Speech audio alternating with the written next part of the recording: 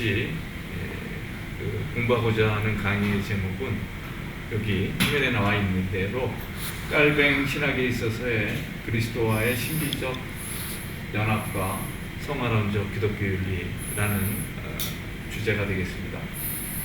영어로 말하면 Mystical Union, 라틴어로 Unio Mystica 이렇게 얘기하는데 with Christ and Sanctificational Christianity in the Theology of John Calvin이라는 이제 그런 내용의 제목이라고 볼 수 있습니다. 저는 장로회 신학대학에서 교수로서 가르쳤고 그 이후에 호남신학대학교 총장 역임했고 또 백석대에서 가르치고 있고 지금은 한국외양선교회 상임회장으로 이렇게 일하고 있습니다. 오늘 여러분들 만나 뵙게 돼서 기쁘게 생각합니다. 이번 라이언하우스 학회 세미나의 전체 주제는 세속적 인간화와 성경의 새 사람 됨이라는 그런 주제라고 볼 수 있습니다. 본글은 그 주제에 맞춰 칼뱅 신학의 중심 주제인 신비적 연합, 우니오 미스티카라는 틀거리를 가지고 칼뱅 신학의 성화론을 조망했습니다.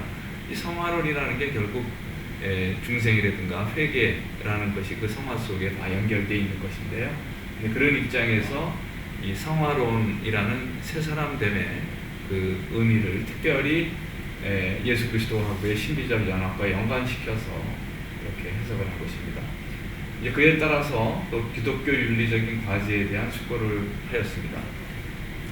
본 학회 세미나의 큰 주제는 새 사람됨이라는 개념인데 필자는 이 같은 새 사람됨이 성경적으로 말하면 성화를 의미하며 그러한 성화적 기독교 윤리적인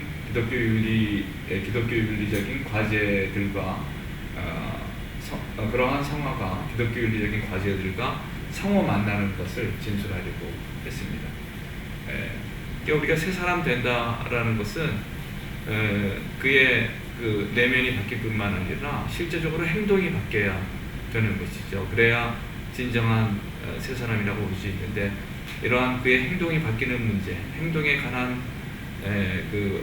연구, 학문을 우리 윤리학이라고 하잖아요. 그래서 이 새 사람됨의 문제를 최종적으로 윤리학적 과제와 연결하는 것이 본 글의 중요한 관심이라고 볼 수 있습니다.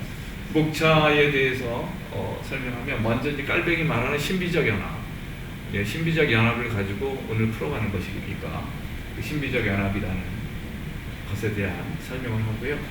하나님과의 직접적 하나됨이 아닌 성령을 통한 그리스도하고의 연합이라는 것은, 근데 이 신비적 연합이라는 것은 그리스도하고의 연합을 말하는 건데 그리스도하고 직접적 연합되는 것을 얘기하는 것이 아니고 성령을 매개로 해서 그리스도와 연합한다라는 것을 강조하는 것입니다.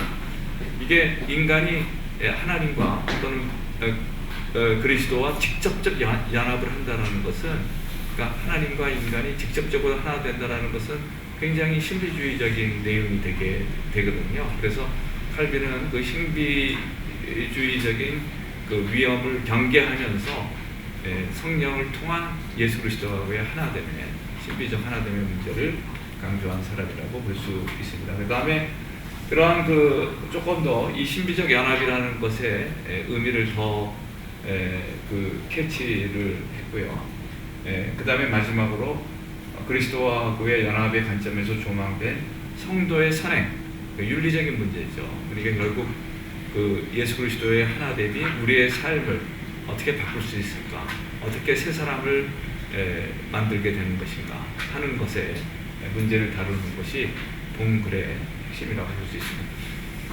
이번 제가 여러분들과 같이 강의하려고 하는 중요한 주제 가운데 하나는 우리가 새 사람이 돼야 되잖아요. 근데 새 사람이라는 것이 그냥 되는 게 아니고 예수 그리스도하고의 하나됨을 통해서 새 사람이 된다는 것이에요. 그럼 예수 그리스도와 하나됨이 직접적 하나됨이냐? 그런 것은 아니다라는 것이죠. 성령을 통한 간접적인 그러한 성령을 매개로 한 하나됨이고, 그렇게 예수 그리스도하고의 진정 하나 되게 되면 새로운 사람이 된다는 거예요. 그럼 새로운 사람이 된다라는 것의 구체적인 모습이 뭐냐? 그의 행동이 바뀌게 된다. 그의 내면 세계가 바뀔 뿐만 아니라 행동이 바뀌게 된다는 것을 제가 강조하려고 하는 것입니다. 그래서 먼저 여러분들과 같이 오늘 주제는 그리스도하고의 연합을 통해서 새 사람 되는 것이니까 칼빈이 말하는 그리스도하고의 연합이라는 말의 의미가 무엇인지 이렇게 이제 살펴보도록 하겠습니다. 여러분들이 이제 칼빈 신학하게 되면 칼빈 신학의 주제에 대해서 뭐 대충 알고 있는 것들이 있잖아요. 칼빈 신학의 주제론이 예정론이 주제다. 영어로 말하면 predestination이죠. 예정론이 주제다 이렇게 말하는 사람이 있고, 하나님의 통치적 주권, 그 sovereignty of God, 하나님의 그 주권에 대해서 그 하나님의 다스림이 핵심적인 내용이다 이렇게 칼빈 신학의 전체적인 주제다 이렇게 보는 사람도 있고요. 오직 주께 영광, 솔리 데오 글로리아라는 것이 칼빈 신학의 아주 중요한 핵심이다 이렇게 이제 보는 사람도 있고, 빌헬문 리젤 같은 그러한 신학자는 예수 그리스도와 신성과 인성이 하나 되는 이제 그러한 것을 통해서 칼빈 신학을 전체적으로 조망했는데, 그러한 신성과 인성이 하나됨의 모습이 칼빈 신학의 전체적인 주제다 이렇게 이제 보는 입장도 있습니다. 근데 이제 최근 들어서 특히 빌헬문 리젤의 칼빈 신학 강의, 이영기 교수님이 번역한 책이 있는데요. 굉장히 칼빈의 신학을 잘 정리한, 여러분들이 칼빈의 기독교 강요라는 게 세 권으로 되어 있는 방대한 책이잖아요. 상중하로 되어 있는, 한국에 나와 있는 것들이 방대한 책이기 때문에 그것을 다 읽기가 좀 어렵잖아요. 그랬을 경우 이제 이 빌헬문 리젤의 칼빈 신학 강의라는 책을 읽으면 우리가 칼빈의 신학의 그 요약을 알 수 있는 거라고 있습니다. 볼 수 있습니다. 근데 이제 최근에 그 칼빈을 연구하는 학자들에게 있어서 칼빈의 신학에 여러 가지 주제가 있지만, 뭐 예정론이라든가 하나님의 주권이라든가 이러한 여러 주제들이 있지만, 칼빈 신학의 최근에 새로 대두되는 칼빈 신학의 핵심적인 주제가 예수 그리스도와 연합이라는 것, 특히 신비적인 연합이죠. 연합이긴 연합인데 미스티컬 유니언이라는 거죠. 그래서 그리스도하고의 이 신비적인 연합과 성화가 칼빈 신학 전체를 지배하고 있는 주제다 이렇게 보는 입장이 최근에 중요한 경향으로 나와 있는 것입니다. 그래서 이제 이러한 것을 강조하는 책 가운데 텀블렐로라는 사람이 쓴 그리스도와 연합이라는 Union with Christ라는 그런 책이 있거든요. 그래서 이 책을 보게 되면 칼빈이 이 그리스도하고의 연합의 문제를 광범위하게 다루고 있는데, 그 그리스도하고 연합이라는 것과 연관된 여러 단어들이 있다는 것이죠. 그래서 접붙임이라든가 연합이라든가 지금 말하는 교제라든가 또 그 성령 안에서의 연합이라든가 영적 결혼이라든가 영적 연합이라든가 또는 신비적 연합이라든가 하나된 하나님의 과의 연합이라든가 양자된 중생 그리스도의 참여자. 그러니까 요새 그 칼빈 신학을 연구하는 사람들은 칼빈 신학의 핵심적 주제 가운데 하나가 그리스도하고의 신비적 연합인데, 이제 그하고 비슷한 그것을 말하는 기독교 강요 속에 많은 단어들이 있다라는 것을 이렇게 얘기하면서 이러한 모든 것들이 다 그리스도하고의 연합의 문제와 연관되어 있다 이렇게 얘기하고 있는 것입니다. 그래서 텀브렐로의 책 Union with Christ라는 콜롬비아 디올라시컬 세미나리, 콜롬비아 신학대학에서 나온 책인데, 존 칼빈 And the Mysticism of Saint Bernard, 뭐 불어로 말하면 베르나르라고 그러잖아요. 존 칼빈과 성 버나드의 신비주의에 대해서 쓴 책인데요. 이러한 그 유니언 위드 크라이스트의 주제를 이 책에서 강조한 이제 그런 내용이라고 볼 수 있습니다.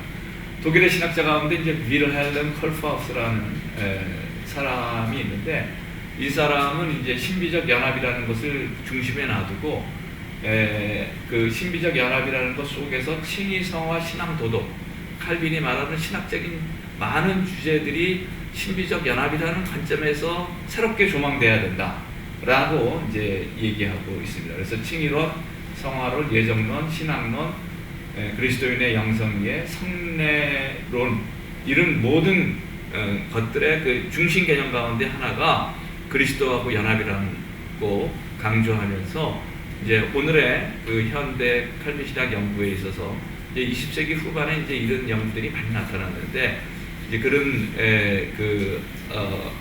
예수 그리스도의 신비적 연합이라는 그 관점에서 칼빈의 신학을 바라봐야 된다라는 것을 얘기하고 있는 것입니다.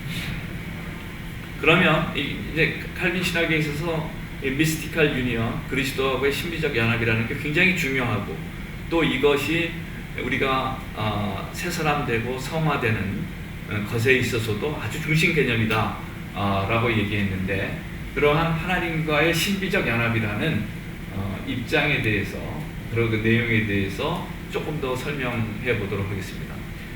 많은 사람들은 그리스도하고의 신비적 연합이라는 것이 칼빈이 좀 신비주의적인 경향에 기울어져 있는 것이 아닌가 이렇게 이제 의심해 보게 하는데 이제 그런 것은 아니거든요. 신비주의라는 것은 인간과 하나님이 직접적으로 만나고 하나 될 수 있다고 하게 되면 신비주의거든요. 그러나 이제 칼빈은 그렇게 얘기하지를 않습니다. 하나님과 인간이 또는 예수 그리스도와 인간이 성령을 매개로 해서 이렇게 이제 하나 되는 것을 강조하는 것인데요.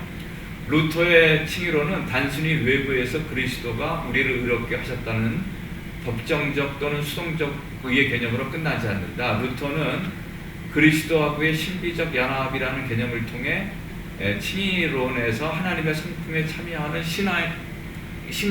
신화라는 것은 하나님과 같이 되는 거 아니에요?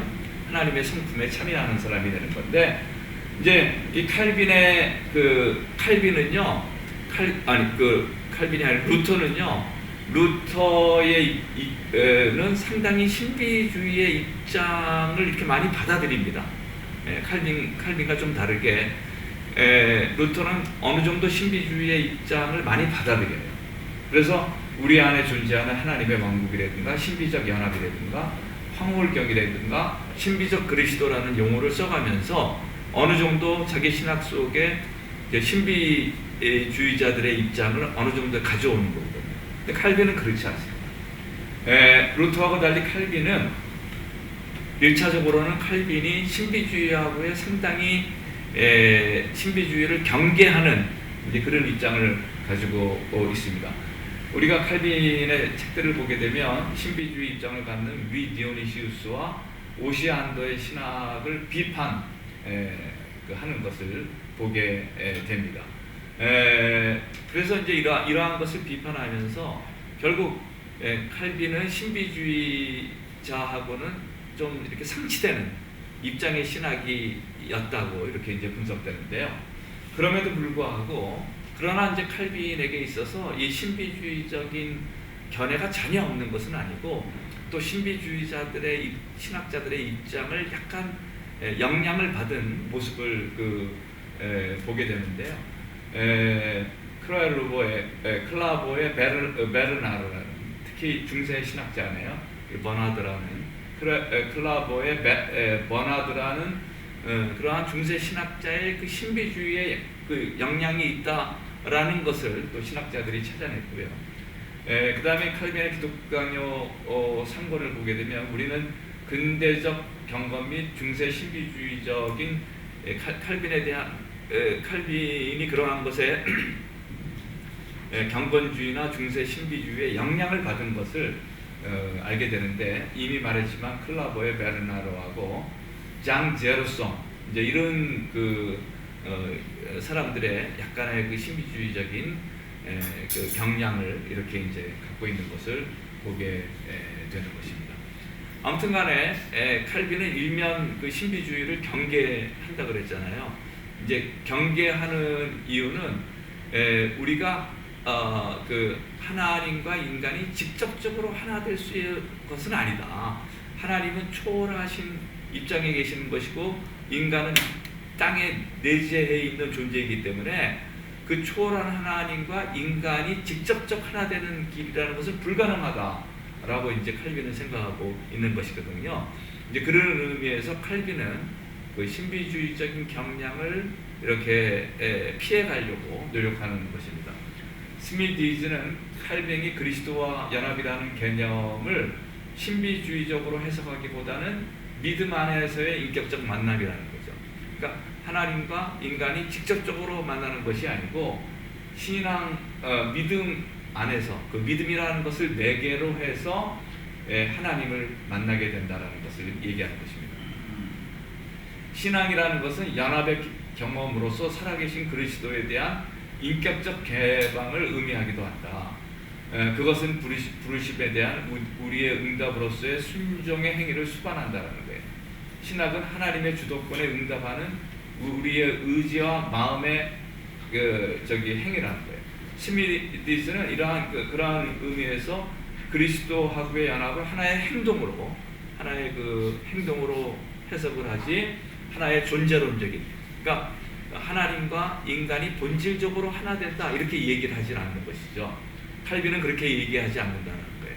하나님은 높은 곳에 계시고 인간은 이 지상에 있는 분이기 때문에 이게 이제 같은 위치, 동등한 위치에서 본질에 있어서 하나 되는 길이라는 것은 없다라는 것이죠. 그렇게 이제 칼빈은 얘기하면서 그것은 하나의 우리의 행동을 통해서 우리가 행동함으로써 하나 되는 본질의 하나됨이 아니고 우리가 믿음을 매개로 한 하나됨이다 이렇게 이제 표현하고 있습니다. 그래서 스미디즈의 책 Union with Christ라는 책인데 Biblical View of New Life in Jesus Christ. 그러니까 성서적인 그 견해라는 거죠. 예수 그리스도 안에 있는 새로운 삶. 우리가 요번 그 전체 바이오하우스의 주제라는 게 새로운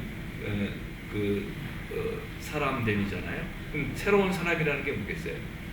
뉴 라이프죠. 새로운 삶을 우리가 어떻게 살 수 있을 것인가. 이제 이 문제를 스미디즈가 이런 책들이 칼빈에 있어서 어떻게 우리가 그 새로운 삶을 살아나갈 수 있느냐, 새로운 인간이 될 수 있는 거냐, 라는 것을 연구한 책이라고 볼 수 있는 거거든요. 그러니까 우리가 칼빈 속에 나타나는 그 새로운 사람됨이라는 것은 이러한 예수 그리스도와의 신비적 연합 이런 것에 대한 관점을 가지고 우리가 이제 파악해 나갈 필요가 있다는 거죠. 이에 있어 다 알겠지만 현대 신학자 파커는 그와 같은 스미디즈의 입장과 다르게 신앙을 행동으로 보기보다는 일종의 시인으로, 그러니까 행동이라는 것은 좀 인간이 뭔가 이렇게 자기가 행동함으로써 이제 새로운 사람이 된다. 이제 이렇게 얘기하게 되면 그게 좀 행위를 강조하고 공적을 강조하는 것이 아니냐. 이제 이렇게 좀 의심을 받을 수도 있기 때문에 파커는 굉장히 계획적 교회의 입장에서 신앙을 행동이라기보다는 시인으로 이렇게 이제 보게 되는 거죠. 행동으로 보게 되면 그 행동이 하나의 공적이 될 우려가 있기 때문에 파커는 그리스도와의 연합을 직접적인 그러한 연합으로 보기보다는 간접적인 것으로 보고, 그는 신앙을 하나의 행위라고 생각하기보다는 우리가 죄인이라는 것을 것과 예수 그리스도가 우리의 의라는 것을 시인하는 것을 통해서, 그러니까 신앙이라는 건 뭐냐? 우리가 전적으로 예수 그리스도의 그 은혜를 우리가 인정하고 시인하는 것이죠. 그 은혜를 받아들이는 게 믿음이지 우리가 행동으로 드러나 보이는 것이 믿음이 아니라는 것이죠. 이제 그런 입장에서 앞에 있는 스미디즈의 입장과 좀 달리하는 그런 견해를 가지게 되는 것입니다. 아무튼 스미디즈와 파커 모두는 그리스도와 연합을 본질적 연합이라고. 중요한 것은 뭐냐 하면 예수 그리스도하고 연합돼서 우리가 새로운 사람이 되는 건데, 예수 그리스도하고의 그 연합이라는 것이 본질적인 연합이라는 것은 아니라는 거죠. 일종의 거리를 둔 간접적인 연합이라는 거죠. 왜 그러냐? 하나님은 초월자가 되신 분이고 인간은 타락한 또 이 지상의 존재이기 때문에 그 둘이 직접 하나 되는 것은 가능하지 않다. 이렇게 보는 것입니다. 우리의 구원은 하나님으로부터 전가된 의에 의한 친이이지 가톨릭이 말하는 본질 혼합이 아니라는 거예요. 가톨릭은 우리가 예수 그리스도를 믿음으로써 의의 본질을 갖게 된다. 그걸 의화라고 그러는 거 아니에요. 의의 본질을 갖게 된다 이렇게 얘기하는데 개신교는 그렇지가 않은 거거든요. 개신교는 우리가 예수를 믿음으로써도 그대로 그 죄 아래 있는 것이죠. 다만 하나님께서 우리를 의인으로 인정해 주시는 것이라는 거예요. 이제 그것에 지나지 않는다. 그러니까 우리가 하나님의 본질이 하나 돼가지고 의로운 사람으로 돼버리는 게 아니라 죄성에는 머물러 있지만 하나님의 은혜를 통해서 의로 인정받는 걸 의인이라 그러잖아요. 의화가 아니라 의로 인정함을 받는 그런 거라는 것입니다. 두 학자는 모두 범신론의 위험을 경계하고 있어요. 신비주의라는 것은 일종의 범신론이에요. 왜 범신론이냐면은 우리가 하나님과 하나 되려면 하나님이 하늘 높은 곳에서 이 지상으로 내려오셔야 되는 거 아니에요. 그래서 인간과 하나 돼야 되는 건데 이 지상으로 내려오시면은 하나님이 모든 만물에 내재하게 되는 신이 되는 거 아니에요. 이제 그러한 결국에 있어서 이 신비주의라는 것은 더 나아가서 그 뭐의 위험이 있는 거냐면 범신론적인 위험이 있다. 이제 이렇게 얘기하면서 그 칼빈에게 있어서의 신비적 연합이라는 것은 그 본질 혼합으로서의 연합이 아니라 본질로서 하나 되는 게 아니고 하나님께서 우리를 의로운 사람으로 인정해주는 그런 의미로서의 하나됨이다. 이렇게 이제 보게 되는 것입니다. 그러나 이렇게 될 경우 칭의와 성화로 구성된 칼빈의 이중 은총론이 단 하나의 은총이 칭의로만 간축되는 것이 아닐까. 그러니까 인간의 행동이 변하는 것도 없고 인간이 할 수 있는 일이 아무것도 없다면 결국은 성화라는 것은 의미가 없는 것이고 결국 하나님의 은혜라는 것은 칭의에 따른 은혜밖에 없는 것이 아닌가. 이제 이렇게 또 질문이 될 수 있죠. 야기될 수 있습니다.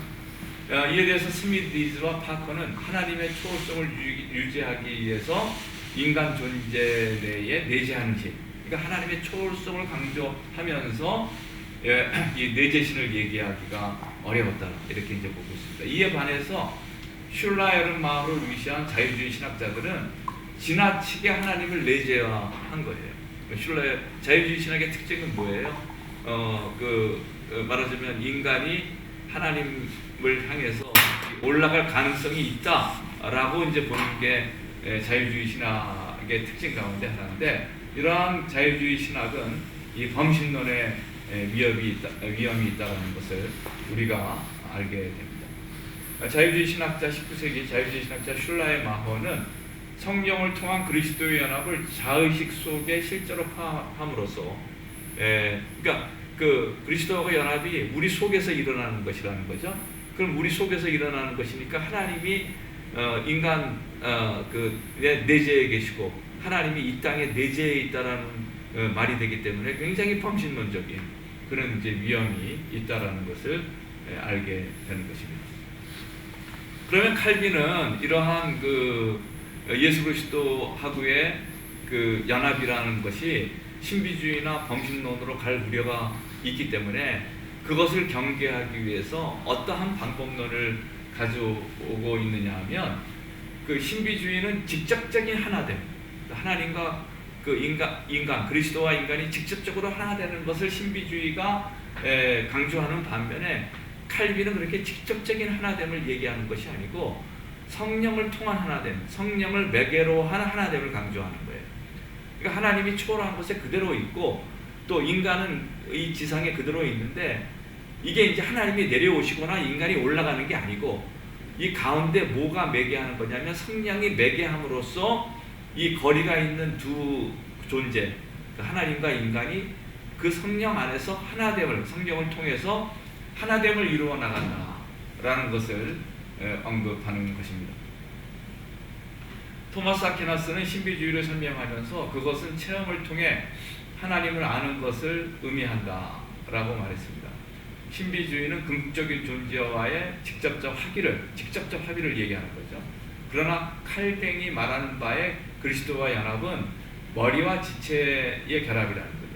우리 마음 안에 내주하시는 그리스도와의 연합은 합리적으로 설명되지 않는 것으로 체험적이고 신비적인 성격을 갖는다는 거예요. 그러나 칼뱅은 이러한 연합을 하나님과 인간의 본질의 존재론적인 혼합, 그러니까 본질 혼합, 본질이 하나 되는 거라고 보지 않았다라는 거예요. 중세 신비주의와 칼뱅의 신학은 같지 않다라는 것입니다. 중세 신비주의는 하나님과 그리스도와 인간이 본질적으로 하나 될 수 있다 이렇게 생각하는 거 아니에요? 그래서 그러나 칼빈의 신학은 성령을 통한 하나됨이지 직접적인 합일이 아니라는 거예요. 그 속에 성령이 계제해 계신다는 거예요. 칼빈의 신비주의는 개인의 체험적인 요소를 강조하면서도 동시에 그리스도 중심적이고 교회론적이며 성례적인 구조를 가지고 있는 거라고 말할 수 있습니다. 그래서 우리가 예수를 믿어서 우리가 그 교회에 나와서 예수를 믿음으로써 우리의 본질이 다 바뀌어버리는 게 아닌 것이죠.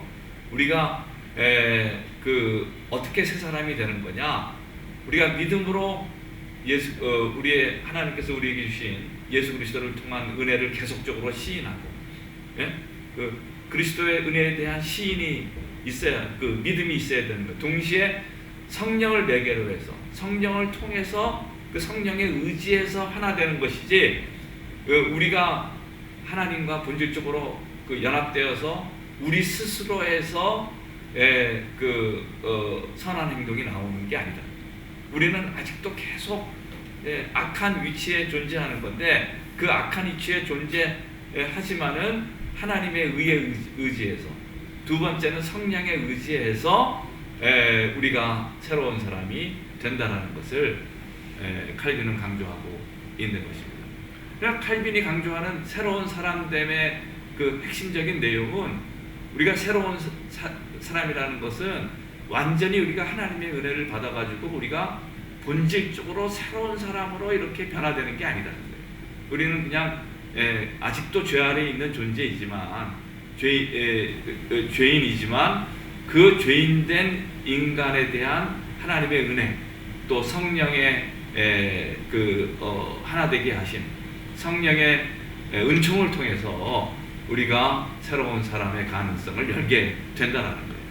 그러니까 결국 예수 그리스도의 은혜와 성령의 교통하심이 없이는 우리는 새로운 사람이 되는 게 불가능하다, 이렇게 생각하시면 되는 거라고 볼 수 있습니다.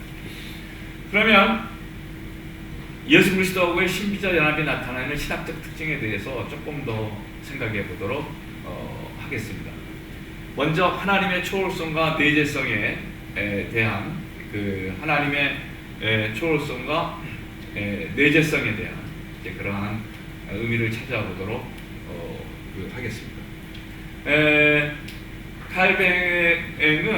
칼뱅은 성화의 능력이 그리스도의 인성에 있다고, 칼빈이 성화를 얘기하면서 특별히 강조한 그 지점이 뭐냐면 그리스도의 인성이 있다라고, 인성이 있다고 말합니다. 그리스도의 인성은 성령에 의해 대리적으로 성화된다는 거예요. 그의 인성은 신성의 충분한 거처가 되어 우리의 구원에 유용한 모든 것을 포함하는 자리가 된다는 거예요. 성령에 의해 우리 인간은 그리스도하고의 인성과 연합하게 된다. 이게 재미난 표현입니다. 그러니까 인간이 그리스도하고 연합하는 것은 하나님의 신성에 직접적으로 연합하는 게 아니다. 그러니까 예수 그리스도가 신성과 인성을 가지신 분인데, 인간의 그 인성이 그리스도하고의 인성과 먼저 연합을 한다는 거예요.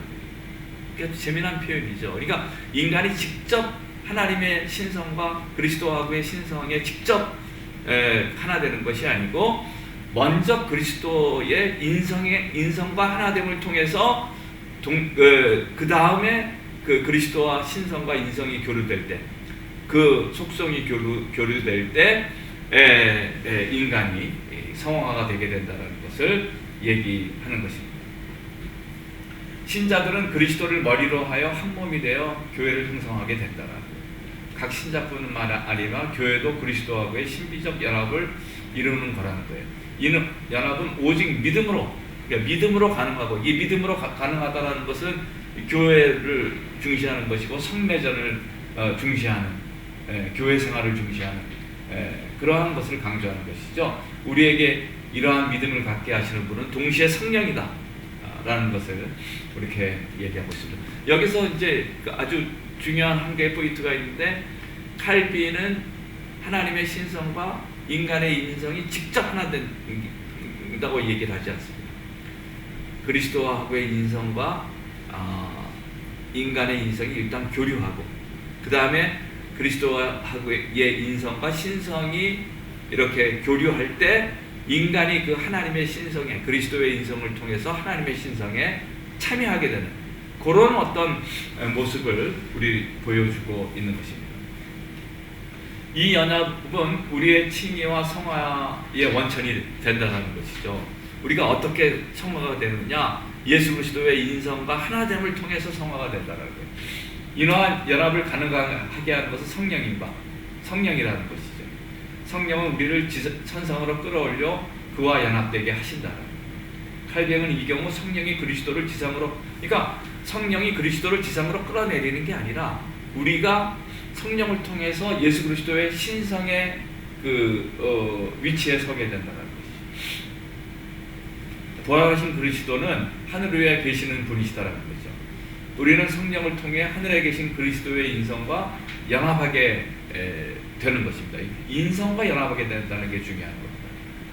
칼뱅은 그리스도께서 부활 후 이 세상에 육체적으로 편지한다는 루터의 사상에 동의하지 않는다. 그러니까 루터는 하나님의 신성이 부활하신 다음에 이 땅에 편지하고 있다.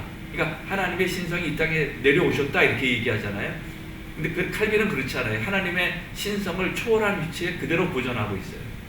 이거를 아래로 끌고 내려오지 않습니다. 그래서 하나님의 신성을 그대로, 초월성을 그대로 보존하면서 인간이 그리스도의 인성과 교류함을 통해서 이 신성과 교류하게 하는 그런 어떤 것을 말하고 있는 것입니다.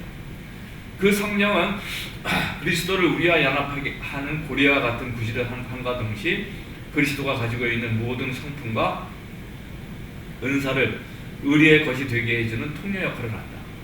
칼뱅은 우리가 그리스도의 인성과 연합함으로써 이 인성을 통해서 그리스도와의 신성과 교제하게 되며 그로써 하나님과의 교제를 가능하게 한다. 그렇죠? 그러니까 우리가 예수 그리스도하고 연합을 함을 통해서 결국 새로운 사람이 되는 건데, 예수 그리스도하고 연합을 하기 위해서 하나님의 신성을 이 땅에 끌어내릴 필요가 없다라는 거예요. 이렇게 되면 초월성이 무시돼 버리는 거 아니에요. 초월성을 그대로 보존한 채 우리가 그리스도의 인성에 참여하게 되고, 그것이 그리스도의 인성과 그리스도의 신성이 교류하게 될 때 우리에게 새로운 사람의 역사가 일어나게 된다는 것을 칼빈이 언급하는 것입니다. 그런 의미에서 칼빈의 연합은 본질 혼합으로서의 연합이 아니고, 그의 인성은 그리스도의 연합에 있어서, 인간의 인성은 그리스도가 연합에 있어서도 계속 하나님과의 간격을 유지하고 있는 것이죠. 연합을 통해서도 인간과 신적인 그리스도가 혼동되지 않는다. 나름의 간격을 유지하고 있다. 그 초월한 하나님이 연합을 통해서 인간의 내재함과 동시에 그 인간의 유한성에 대한 초월성을 유지하고 있다. 그렇죠? 그래서 결국 칼빈은 이러한 그리스도의 인성과 인간의 인성의 교류를 통해서 신성과 하나 된다고 얘기하고, 또 그것을 가능하게 하는 것이 성령을 매개로 함으로써 가능하게 한다고 얘기함으로써 하나님의 초월성에 손상을 주지 않는 거예요. 하나님이 그대로 초월한 위치에 계시면서도 이러한 과정을 통해서 우리가 그 하나님의 초월하신 신성에 참여할 수 있는 길이 있다라는 것을 칼빈이 우리에게 보여준 것입니다. 그래서 그것은 칼빈이 말하는 하나의 그리스도하고의 하나됨은 본질 교류가 아니다. 본질적으로 하나 되는 게 아니고 속성 교류라는 거예요. 그러니까 예수 그리스도의 인성과 신성이라는 속성이잖아요. 그 속성이 서로 상호 교류될 때 됨으로써 인간이 그 하나님의 신성에 참여하게 된다. 이 속성 교류를 굉장히 중요한 거예요. 본질 교류가 아니라는 것을 그렇게 얘기하고 있습니다. 예수 그리스도의 신성과 인성 사이의 속성 교류, 이 속성 교류를 강조하고 있는 것입니다. 이러한 속성 교류는 인간이 예수 그리스도를 통해서 그 연합을 통해서 본질이 변화하는 것이 아니라는 거예요. 본질은 그대로 이 지상에 남아 있는 것이죠. 그 죄악된 존재 안에 있는 것인데 그것을 우리가 성령을 통해서 하나님이 의로운 사람으로 인정해 주시고 또 거기에서 하나님의 성품에 참여하는 길을 강조해 주셨다라는, 이게 쉽게 말하면 칼빈이 얘기하는 그 하나님과 하나됨을 통해서 우리가 어떻게 성화가 될 수 있느냐, 하나님의 신성에 어떻게 참여할 수 있느냐, 그 방법론은 본질 교류가 아니다. 그 방법은 뭐에 있다? 속성 교류에 있다. 이것을 강조한 것입니다. 루터도 신의 성품에 참여하는 것으로서의 속성 교류를 강조했다라는 거예요.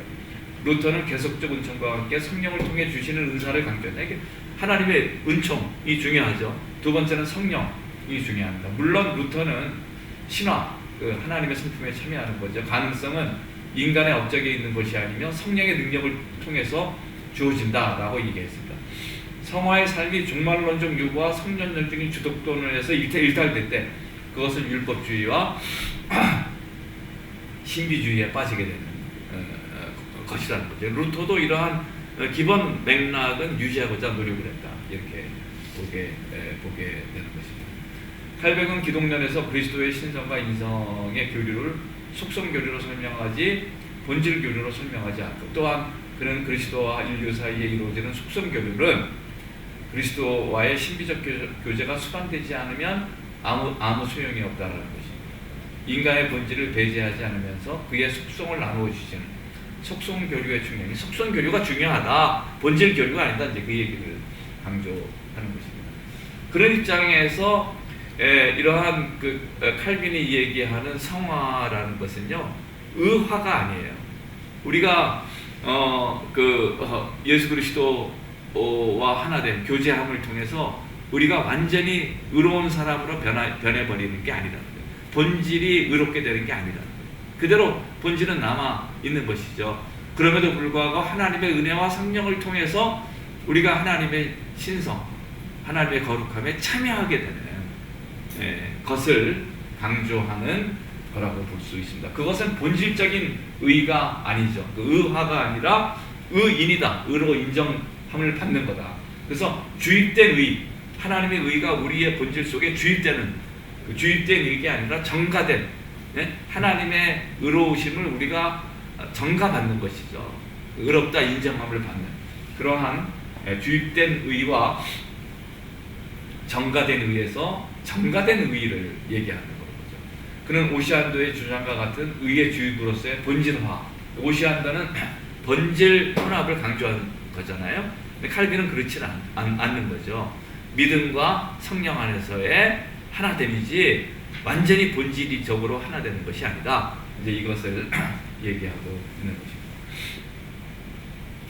이제 마지막으로 네 번째, 그리스도의 연합의 관점에서 조망된 성도의 선행에 대해서 말씀드리고 마치도록 하겠습니다. 그리스도의 연합과 성화론적 기독교율, 성화란 사전적 의미로는 거룩하게 만들거나 거룩하게 되는 거죠. 새로운 사람이 되는 것이죠. 성화라는 것은 신의 은총에 의해서 칭의를 입은 사람이 성령을 받아 거룩한 인격을 완성하는 것이 이제 성화다. 이렇게 표현한 것입니다. 성화는 우리의 행동과 인격이 예수 그리스도를 닮아가는 과정이다. 루이스 벌거프는 성화를 정의하면서 의롭다함을 얻은 죄인을 죄의 오용으로부터 구원하며 그의 전 본성을 하나님의 형상 안에서 갱신하고 그로 하여금 선행을 수행할 수 있도록 하는 성령의 은혜롭고 계속적인 작용이다. 결국 성화라는 것의 핵심은 뭐냐? 이 성화라는 것이 그 거듭남과 회개하고 다 관련되어 있는 건데, 성화의 핵심은 성령의 역사고, 동시에 그 성령의 역사를 통해서 선행을 수행할 수 있도록, 선행이라는 것은 윤리적인 문제 아니에요. 선행을 어떻게 그러니까 아무리 새로운 사람이 됐는데 이 사람이 선하게 살지는 않아. 계속 더럽게 살고 있고 나쁜 짓을 해. 이거는 새 사람이 되지 않은 것이죠. 성화의 그 직접적인 모습은 뭐냐면 그 사람의 행동이 바뀌는 거다. 여기서 선행을 수행할 수 있도록 하는 성령의 은혜롭고 계속적인 작용이 성화의 핵심적인 문점이라는 것을 알게 되는 것입니다. 이제 이 문제를 많이 다룬 책이 칼빈의 삶의 신학이라는 존 루이스 미국의 신학자잖아요. 그래서 이용원 그 옛날에 그 서울장신대 총장하셨던 우리 1년 선배인데 칼빈의 삶의 신학이라는 책이 굉장히 좋은 책입니다. 번역도 잘 되어 있는 그런 책인데 한번 추천드리고 싶습니다. 결국 칼빈의 삶의 신학이라는 건 뭐예요? 새로운 삶, 뉴 라이프, 또 새로운 존재, 새로운 인간이 되었다. 이런 것을 얘기하는 책이라고 볼 수 있습니다. 칼뱅은 성화를 종종 회개와 중생이라는 단어로도 비슷하게 표현하는 겁니다. 뭐 중생이라는 게 거듭난이고 새로운 사람이 되는 것이지만 다 성화하고 연관되어 있는 것이죠. 그는 성화를 단어같이 정의합니다. 하나님께서는 계속적인 과정을 통해서 그의 택하신 자들 안에서 육체의 부패성을 제거하시고 그 죄책을 깨끗하게 하시며 그들을 성전으로 거룩히 구별하시며 참된 순결회로 이끌어 모든 성량을 회복시켜 가심으로 하나님의 택한 자들을 영생토록 회개를 실천하며 또한 이러한 싸움이 죽음에 이르러서 비로소 정결될 것을 아는 것이 성화다. 굉장히 많은 내용이 포함되어 있는데 제가 이거 설명 다 하려면은 그냥 남은 시간 다 여기에 써야 되니까 그냥 한번 읽는 걸로 끝나도록 하겠습니다. 성령께서 그의 거룩하심을 우리 영혼 속에 불어넣어서 성령이 하신다는 거죠.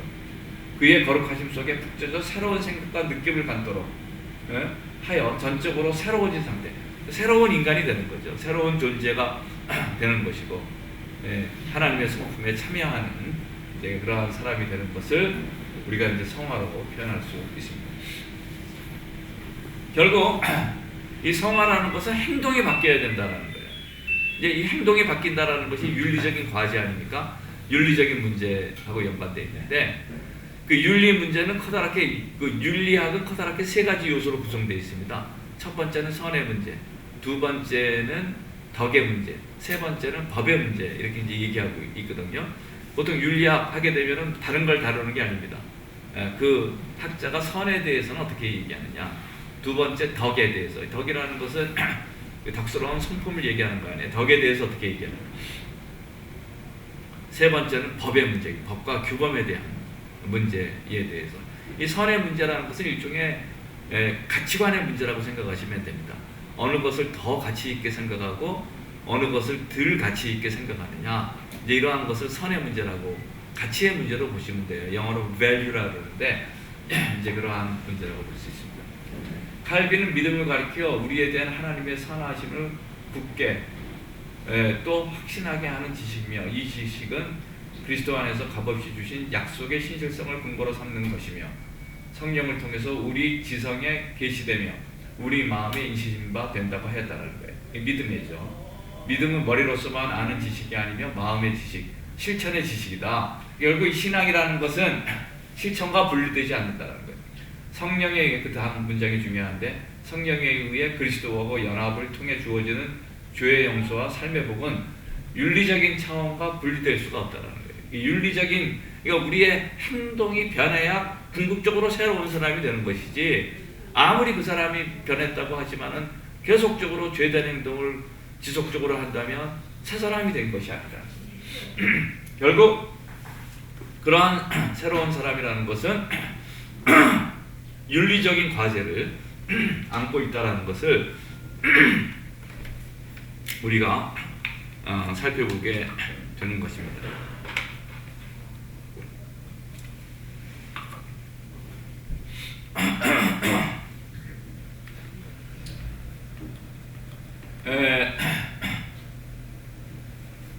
먼저 그리스도의 연합과 선의 문제에 대해서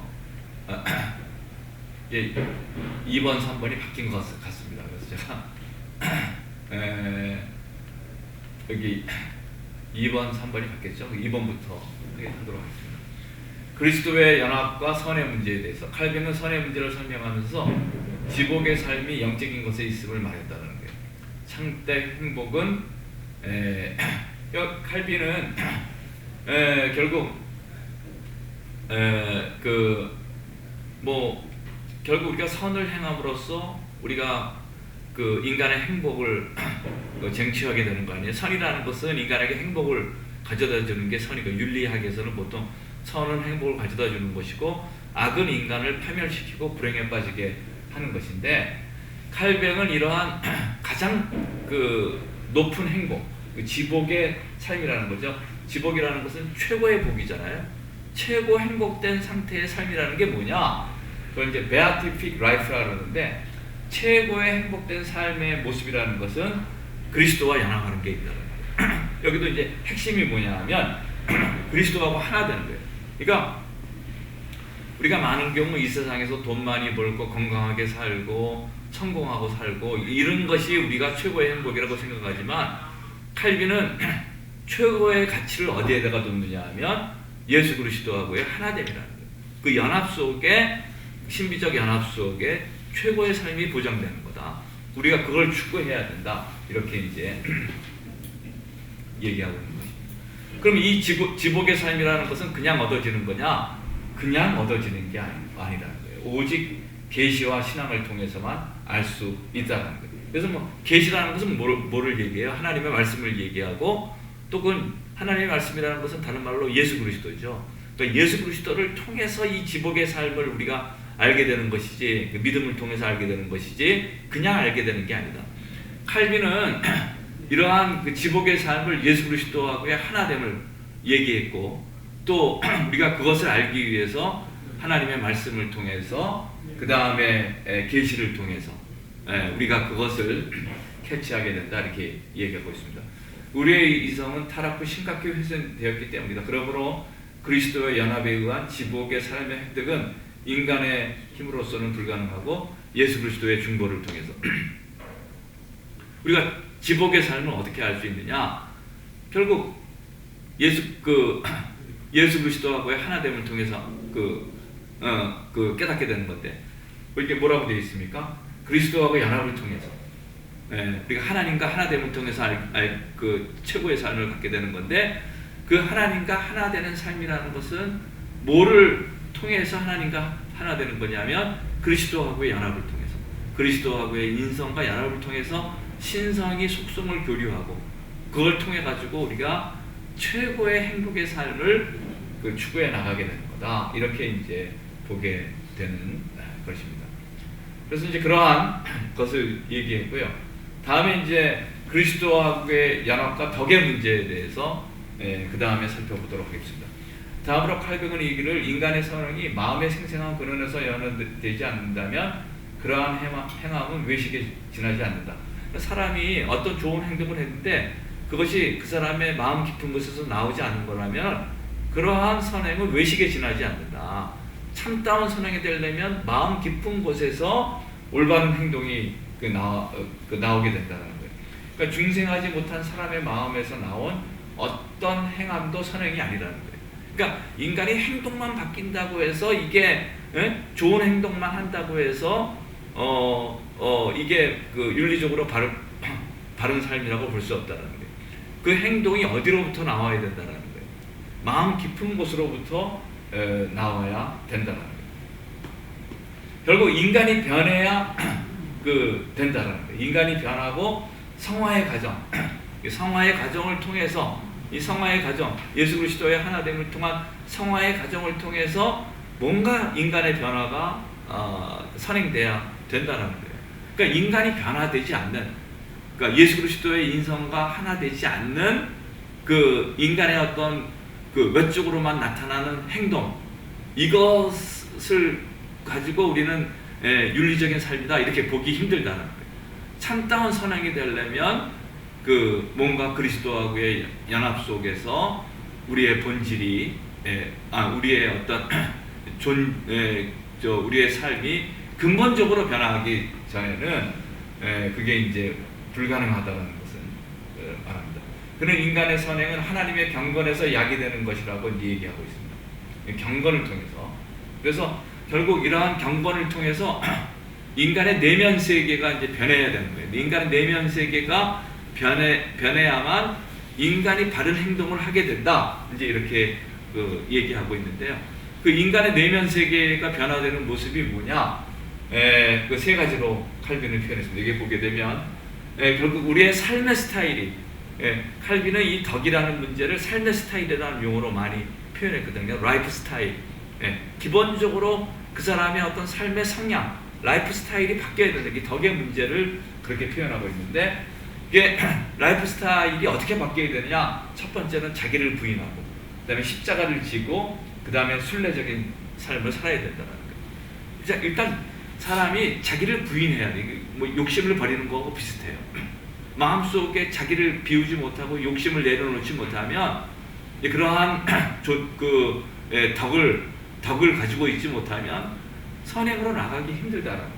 우리가 성화를 통해서 새로운 그 사람으로 바뀌어야 된다는 거예요. 자기를 부인하는 사람.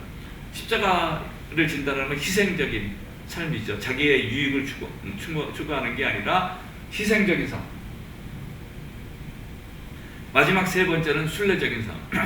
이 세상이라는 것이 전부 다가 아니고 이 세상은 그냥 지나가는 것에 지나지 않는다. 여기에 모든 것을 여기에 올인할 필요가 없다라는 거죠.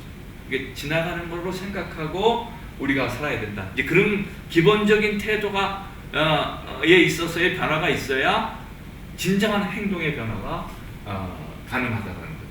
그것을 이제 계속 얘기하고 있습니다. 마지막 세 번째로 그리스도하고의 연합과 법의 문제에 대해서, 그럼 칼빈은 이 법에 대해서, 보통 이 법이라는 것은 율법하고도 관련되어 있는 거 아니에요? 칼빈은 율법과 은혜의 문제에 있어서 율법은 버리고 은혜만을 강조했다.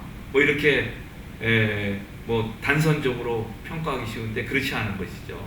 우리가 이제 칼빈은 칼빈의 자유론은, 그러니까 칼빈의 자유론은 칭의론에 속한데, 그는 칭의를 통해서 자유를 획득한다고 말한다. 그는 율법으로부터의 해방으로서의 자유를 강조했어요. 이제 중요한 것은 칼빈에게 있어서의 율법으로서의 해방이라는 게 율법의 폐기를 얘기하는 건 아니라는 거예요. 그 율법의 효용성이 그럼에도 있다라는 거예요. 법의 효용성을 강조하는 겁니다. 적어도 율법은 복음의 한 형식이기 때문이라는 거예요. 자유를 얻은 인간은 그들의 삶에서 성화를 향한 윤리적 실천을 추구하며 이기심으로부터 해방된다. 여기서 율법은 강요가 아니라 의롭게 된 인간을 위한 은총의 다른 차원을 지적한다. 하나님의 은총 안에서 인간은 하나님의 거룩한 계명과 율법을 즐거운 마음으로 지켜 나간다는 거예요. 우리가 율법을 지키는 게 하나의 율법을 안 지키면 벌을 받을까가 무서워서 지키는 게 아니고, 말하자면은 그 율법을 지키는 것 자체가 우리가 선행을 하는 것 자체가 우리의 즐거움이기 때문에 적극적으로 선행을 해나간다. 이렇게 이제 법의 문제에 대해서 좀 새로운 해석을 하게 되는 것입니다. 중요한 것은 그는 율법의 문제를 어떻게 해석하느냐면 성령론적으로 해석한다. 이게 중요한 건데, 성령은 인간으로 하여금 율법을 내면적으로 복종하게 하는 분이다. 우리가 성령의 능력을 통해 율법을 내면적으로 복종하게 될 때 성령은 율법 안에서 그리스도의 임재를 계시한다. 그러니까 이것도 똑같은 거예요. 성령의 역사심이 있어야 된다는 거예요. 그러니까 우리가 선행을 하고 그 참다운 법을 지키는 힘이라는 것이 어디서 나오느냐? 성령의 능력 안에서 나온다. 그 성령의 능력 안에서 예수 그리스도하고의 진정한 하나됨이 일어날 때, 그죠? 진정한 하나됨이 일어날 때 진정한 말하자면 율법에 대한 내면적 복종이 가능해진다. 성령의 역사를 벗어나서 성경은 죽은 문자가 된다. 복음이 율법에 앞선다는 거예요. 모든 구약의 율법은 그리스도의 복음 안에서만 의미를 갖게 된다. 그죠? 그리스도가 없는 율법은 가치가 없으며 어떠한 확실한 희망의 근거도 제시하지 않는다. 중요한 것은 그리스도죠. 그리스도를 통해서 하나님과 하나된 그 하나님의 신성과 접붙임이 될 때, 그러한 변화가 일어날 때 진정한 그 율법에 대한 그 준수가, 그 다음에 이제 진정한 선행의 능력이 우리에게 주어진다는 것을 칼빈이 강조하고 있는 것입니다. 그래서 이제 마지막으로 이제 그 대충 요약하고 오늘 강의 1시간도 되고 그래서 강의를 마치고자 합니다. 성화론적 기독교인을 위해 있어서의 교회의 역할에 대해서 요약하여 칼빈은 믿음으로 얻는 칭의를 기독교인이 행하는 선행의 전제 조건으로 생각했다는 거예요. 의롭게 돼야, 의롭게 돼야 말하자면 우리가 바른 행동을 할 수 있다는 거죠. 그러한 칭의는 하나님 앞에 있다는 확신, 용서의 체험, 그리스도와의 연합을 강조하는 칼빈 신학의 역동성과 그 칭의라는 것의 핵심 속에 그리스도하고 연합이 있다. 이렇게 이제 봐도 된다는 거예요. 우리는 이러한 칭의와 그리스도의 연합으로 아들됨의 자격을 얻는다. 신자의 순종은 아버지에 대한 자녀들의 스스럼 없는 순종과 같다는 거예요. 신자의 그리스도를 본받음은 그리스도와의 연합에서 가능하게 된다는 거예요. 칼뱅은 먼저 행복된 삶은 그리스도하고의 연합에서만 가능하다. 그리스도의 연합을 중심에 놓고 그 행복한 삶, 그 다음에 그 선행의 가능성, 그 다음에 사회의 변화, 뭐 이런 것들을 전부 그리스도하고 연합의 입장에서 지금 해석하고 있다라는 것입니다. 또한 그리스도의 십자가와 연합하는 자기 죽음을 통해 그의 삶의 스타일이 변혁되어 새로운 도덕적 행위자로서 태어나게 된다는 거예요. 그는 율법의 문제를 성령론적으로 해석했는데 성령은 율법 안에서 그리스도의 임재를 계시하는 그러한 분이라는 거예요. 이상에서 볼 때 성과 덕과 법으로 구성된 윤리의 전체가 성령의 역사에 따른 영성과 그리스도와의 연합에 의해서 재정의됨을 파악할 수 있다는 거예요. 그리스도와의 연합됨이 없는 바른 윤리 생활은 우리는 칼빈의 신학에서 상상할 수 없는 것입니다. 칼빈의 신학 또 새로운 사람이 되는 핵심이라는 것은 뭐냐? 성령으로 믿음을 통해서 그리스도와 하나 될 때, 먼저 그리스도와의 인성과 하나 되고 인성이 그리스도와의 신성과 속성교류를 하게 되는 것이죠. 그렇게 됨으로써 우리의 모든 전 삶이 바뀌게 되고 우리의 사회가 새로운 사회가 될 수 있는 가능성이 있다는 것입니다.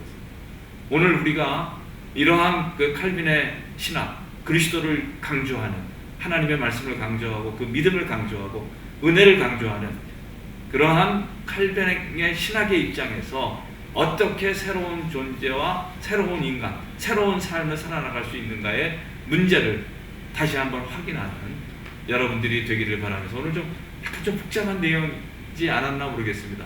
그래도 중요한 제가 줄거리들은 다 설명한 걸로 보는데 오늘 무엇보다도 이러한 신학적인 이론을 듣는 것만으로 마치시지 마시고 여러분들의 그 신앙생활과 여러분들의 삶에 유용한 그러한 한 시간의 강의가 되기를 바라면서 오늘의 강의를 제가 마지막으로 일어서서 정중히 인사드리고 오늘의 강의를 마치도록 하겠습니다. 한 시간 동안 대단히 감사했습니다. 감사합니다.